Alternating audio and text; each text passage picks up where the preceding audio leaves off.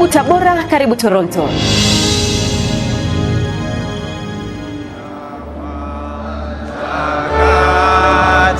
Kwa zaidi ya miaka 10 sasa, mchungaji Elias Chimpaye Migwiza ametumika vyema katika nafasi ya uchungaji Kanisa Anglikana Tanzania, Dayosisi ya Tabora, na sasa kupitia ibada hii maalum hapa Kanisa la Mtakatifu Yohana, Parish ya Isevya, Manispaa ya Tabora, anaagwa rasmi kidayosisi kupitia mahubiri yaliyotolewa na mchungaji Canon Bartholomeo Segu.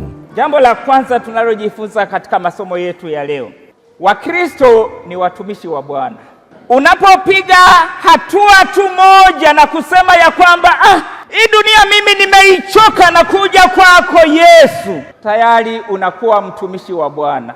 Mungu anamuumba mwanadamu kwa mfano wake, lakini baada ya kumuumba kwa mfano wake, anatufanya sisi wanadamu kuwa washirika katika utumishi. Tunaona utumishi huu ambao ametuitia ni wa aina mbili. Kwanza, kuna aina hii ya ujumla ya kwamba kila Mkristo ni mtumishi, anaweza kumhubiri Yesu Kristo kwa maneno yake na matendo yake na kwa mali zetu, kama sisi tulivyofanya hapa na kama tunavyoendelea kufanya. Utumishi huu ni utumishi wa Kristo Yesu. Yesu asifiwe sana. Lakini ashukuriwe Mungu, yeye atupae kushinda katika nani? Yesu Kristo. Kifo tunakiogopa sana, lakini huyu Yesu Kristo alikishinda pale msalabani, akahitimisha kwa kusema ya kwamba imekwisha. Yesu asifiwe sana. Kifo ambacho kilikuwa ni adui, kwa njia ya Yesu Kristo kimebadilishwa kuwa mlango wa kuwapeleka watu mbinguni. Sofia Elias Migwiza ni mtoto wa mwisho wa mchungaji Elias Migwiza ambaye amehudhuria ibada hii. Kiufupi ni mzazi ambaye kila binti anatamani kuwa na baba yule, na namuomba Mungu kama ikimpendeza basi anipe mwanaume atakayependa familia yake kama babangu. Lakini nipende kusema jambo moja, watu wasipende sana kunyoshia mikono watoto watumishi. Ni binadamu kama binadamu wengine. Na kibaya zaidi ambacho watu wakifahamu ni hiki, watumishi wana vita kubwa sana katika ulimwengu wa roho. Hivyo shetani anapomkosa mtumishi anaenda kwa mama, akimkosa mama vita yake ni kwa watoto. Kwa hiyo kwa mtumishi ambaye ana watoto 2, 3, 4 na kuendelea, inakuwa ni ngumu sana wale watoto wote kumshinda shetani, kwa sababu vita shetani alionayo na watumishi haiwezi kuishia kwa mtumishi tu, ipo mpaka kwa kizazi chake. Kwa hiyo kama kanisa au kama waumini, nina wito moja kwao, ninaomba wachukue nafasi ya kuombea watumishi sana sana sana. Katika moja ya mazungumzo yangu na mchungaji huyu, msisitizo wake mkubwa ni kwa vijana kuwa makini, hasa katika kipindi hiki cha kasi ya ukuaji wa sayansi na teknolojia.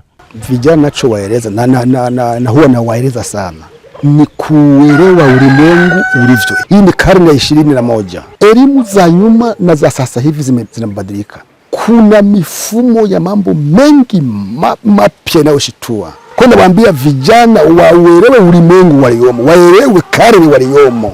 Ni karne ya mabadiliko. Sasa hayo mabadiliko yasibabebe kama vile mto unavyojaa ukabeba kile unachokipitia.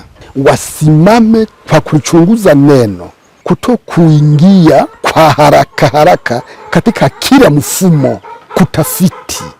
Kama kijana mwinjilisti anatamani kutumika, ili atakapokuwa mtumishi akiwa mchungaji aweze kuelewa dunia anayoishi ni ya mfumo namna gani. Ibada hii imehudhuriwa na Askofu Daktari Elias Chakupewa pamoja na makumi ya wachungaji kutoka parish mbalimbali za Dayosisi ya Tabora.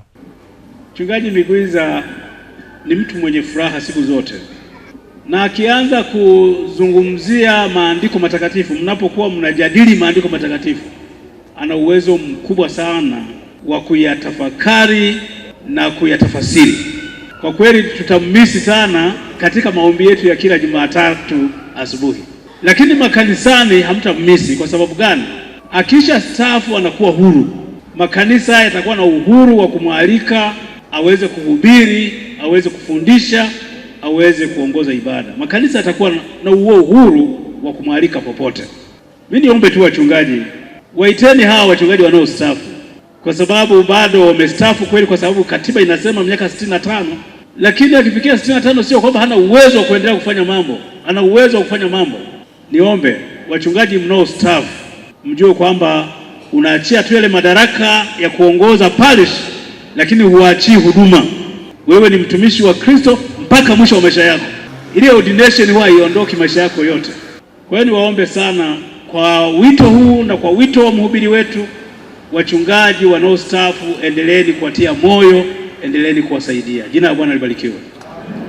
Kwa hakika Wakristo wa kanisa hili watamkumbuka mchungaji Elias Chimpaye Migwiza kwa huduma yake iliyo njema mbele za Mungu kwa kipindi chote alichotumika katika parishi hii ya Isevya. Kwa parishi yetu ya Isevya tutamkumbuka kwa ucheshi wake. Ni mchungaji ambaye yuko charming sana, ni mtu mwenye upendo. Hata ukutana naye njiani utasimama, mtasalimiana naye, na pia sio mtu ambaye ni wa kujivuna. Si nafasi ya kwenda kustaafu, bali ni mwanzo mpya ambao pia atakuwa pamoja nasi, lakini pia atakuwa huru katika kufanya kazi yake kwa uhuru zaidi, katika kushirikiana na waumini, lakini pia si katika kanisa letu tu, lakini pia kwa dayosisi nzima ya Tabora, lakini hata pia kwa Tanzania nzima mahali atakapohitajika kwenda kufanya kazi ya Mungu. Kwa upande wake mama mchungaji Clemenciana Migwiza anaamini kuwa kustaafu kwao kwa amani ni baraka kwa jamii inayowazunguka na mbele za Mungu. Wangapi wamekufa hata kabla hawajastaafu, wangapi wameshindwa kufikisha, lakini sisi tunamtukuza Mungu. Ni amani, kistaafu kwa amani ni amani. Mimi ninachosema kuhusu Wakristo, mshirikiane na wachungaji kama mlivyokuwa mnashirikiana na sisi, muendelee kushikana nao vizuri. Kwa mapungufu ambayo tumeyafanya, tunaomba mtusamehe, kwa sababu mwanadamu kama mwanadamu hakosi kuwa na mapungufu. Tunaomba mtusamehe. Tunashukuru kwa baba askofu alivyotokea, alivyokuwa pamoja nasi, alivyokuwa karibu nasi kila wakati. Tunamshukuru sana. Karibu Tabora, karibu Toronto.